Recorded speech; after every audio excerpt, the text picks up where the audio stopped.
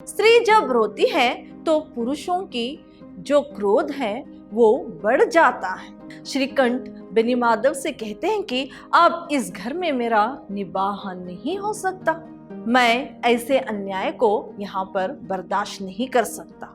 या तो लाल बिहारी रहे या तो वो रहे, बड़े घर की बेटियां ऐसी ही होती है।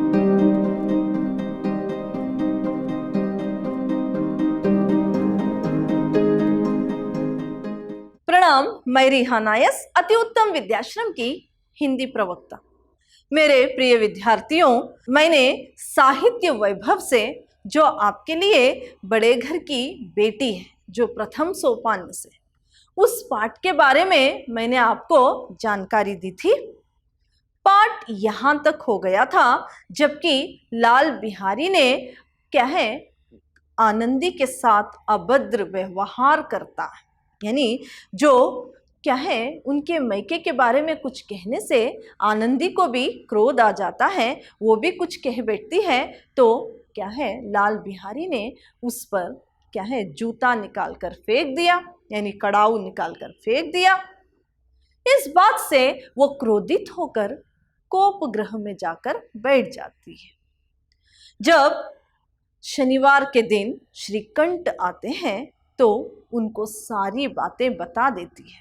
यहाँ तक आपका पाठ हुआ था। आगे का पाठ इस प्रकार है। जब श्रीकंठ को पता चलता है कि लाल बिहारी ने आनंदी के साथ इस तरह से अभद्र व्यवहार किया तो वो क्रोधित हो जाते हैं।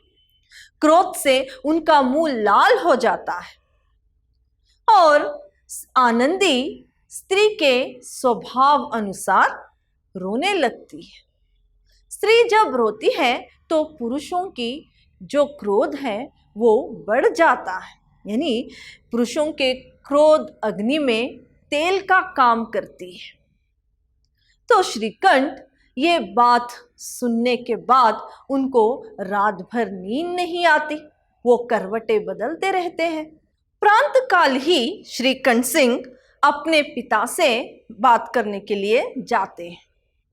बेनीमाधव सिंह श्रीकंठ को देखते हैं। श्रीकंठ बेनीमाधव से कहते हैं कि अब इस घर में मेरा निबाह नहीं हो सकता। ये बात सुनकर बेनीमाधव सिंह आश्चर्य में पड़ जाते हैं। यही बातें श्रीकंठ सिंह के कितने मित्रों ने कहा था। उनको इस बात से श्रीकंठ सिंह ने आड़े हाथ लिया था और समझा बुझाकर फिर से उनको परिवार में संयुक्त परिवार की परिभाषा बताई थी। उसी के आज दुर्भाग्यवश उसी के मुंह से ऐसी बातें निकल रही हैं।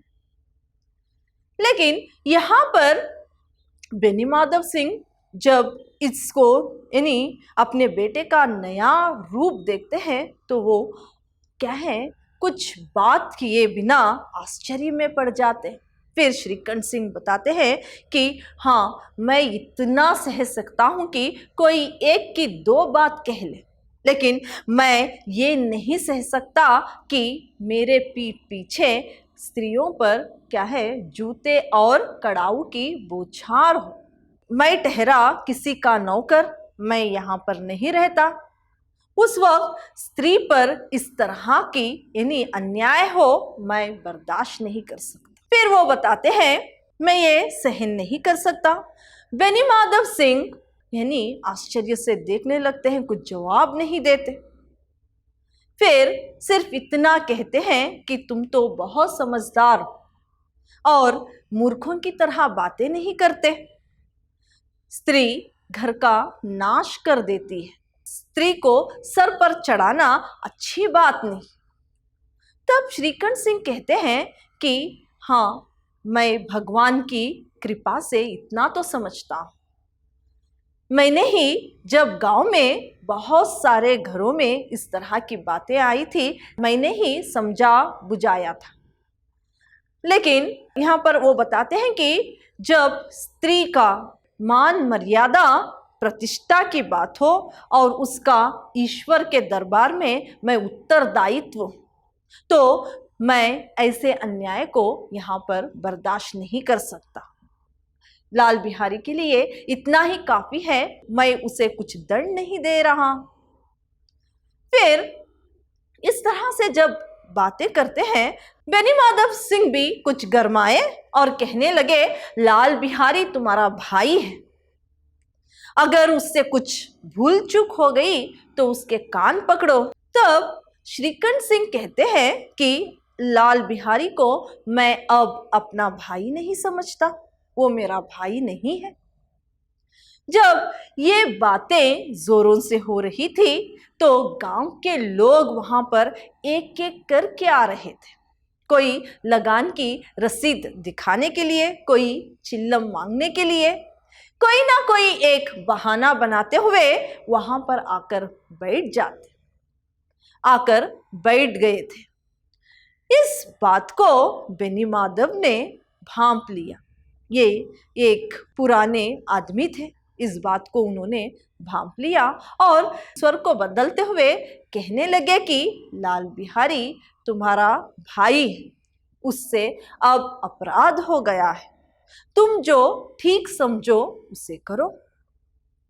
इस बात को सुनकर श्रीकंठ अपनी बात पर ही अड़े रहे, क्योंकि उनको गांव वाले जो आ रहे हैं इस बात का पता ही नहीं था। फिर बोलने लगे कि मैं अब इस घर में नहीं रह सकता, या तो लाल बिहारी रहे या तो वो रहे। अब मैं लाल बिहारी का मुंह तक नहीं देखना चाहता। ये सारी बातें लाल बिहारी दरवाजे पर खड़े होकर सुन रहा था। वो रोते हुए अपने कमरे में चले गए। फिर कपड़े बदले, इन्हीं आंखें पोंछ ली, कोई ये ना जाने कि वो रो रहे थे। लाल बिहारी सिंह और श्रीकंठ में बहुत ज्यादा प्रेम था। उन दोनों में इतना प्रेम था, आज वो प्रेम की कड़ियां टूटने लगी थी। लाल बिहारी कभी अपने बड़े भाई के सामने चिल्लम नहीं पिया करते थे, कभी चारपाई पर नहीं बैठा करते थे, कभी ना पान खाया करते थे। अपने पिता से बढ़कर सम्मान श्रीकंठ को दिया करते थे, अपने बड़े भाई को दिया करते थे। और श्रीकंठ भी लाल बिहारी से इतना ही प्रेम करते। जब भी वो शनिवार के दिन घर आया करते इलाहाबाद से, उस वक्त कुछ ना कुछ उपहार लाकर बिहारी को देते, कुछ ना कुछ वस्तुएं लाकर बिहारी को देते।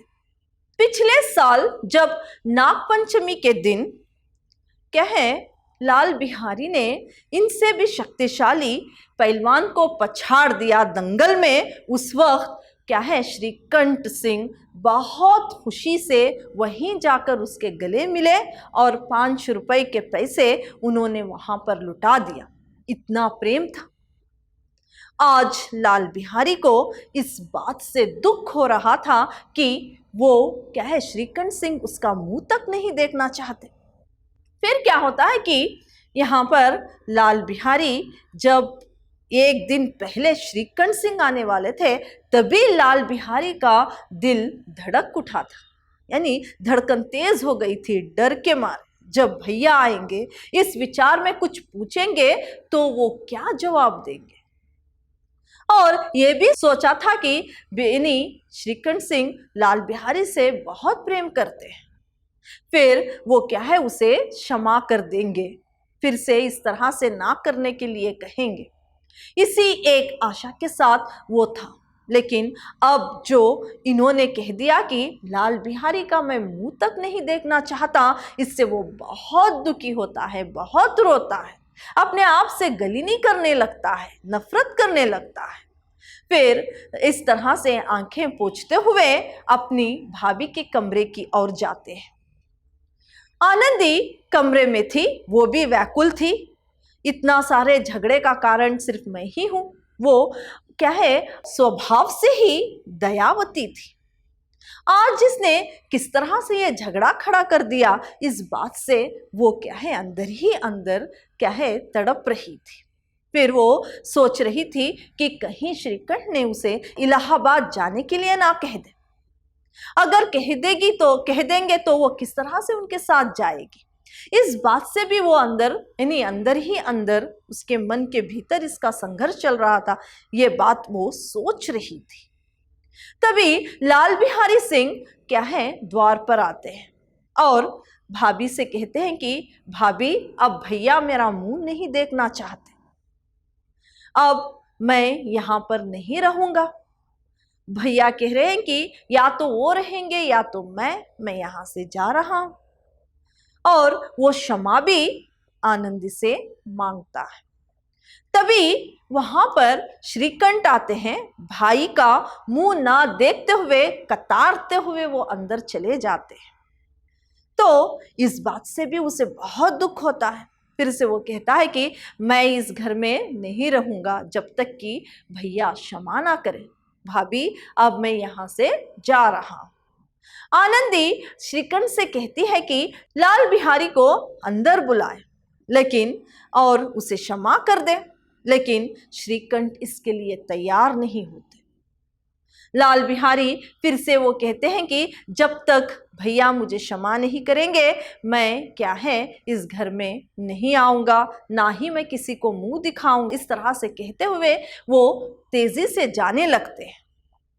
तभी आनंदी क्या है उनका हाथ पकड़ लेती है, लाल बिहारी का हाथ पकड़ते हुए कहती है कि आपको मेरी सौगंध, आप यहां से कहीं नहीं जाएंगे। फिर वो कहती है कि भगवान को साक्षी मानकर मैं बताती हूं कि मैंने तुम्हें क्षमा कर दिया और क्या है मेरे मन में आपके प्रति कोई मैल नहीं है, आप कहीं मत जाइए। अब श्रीकंठ का भी मन भर आता है, वो भी अपने भाई को क्षमा करके गले लगा लेते हैं। जो ये सारी बातें इनके पिता बेनी माधव सिंह द्वार पर ही नीचे खड़े होकर देख रहे थे, वो क्या है बोलते हैं कि बड़े घर की बेटियां ऐसी ही होती हैं। जब भी इस बात को सारे गांव वालों ने सुना, सब लोगों ने कहा बड़े घर की बेटियां ऐसी ही होती हैं। मेरे प्रिय विद्यार्थियों, आज मैंने ये सारा पाठ जो आपके लिए बड़े घर की बेटी था वो पाठ को पूरा किया। अगले सेशन में हम मध्यकालीन कविता पर चर्चा करेंगे। धन्यवाद।